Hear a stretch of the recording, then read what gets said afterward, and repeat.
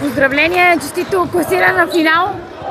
Как се чувстваш ти и какви са твоите емоции сега?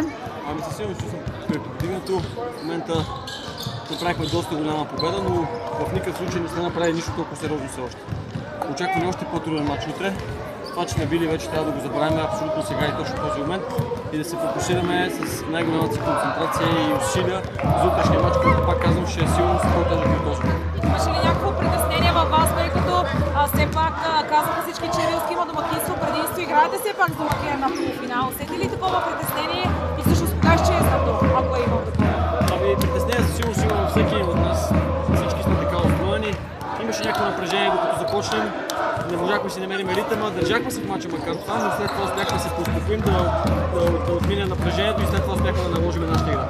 Черноморе нямат купа от 10 години насам. Ще излезат много мотивирани. Вие как ще влезете утре в мача? Два пъти по-мотивирани. Те нямат от 30, може би още по-голяма мотивация. По-мотивирани.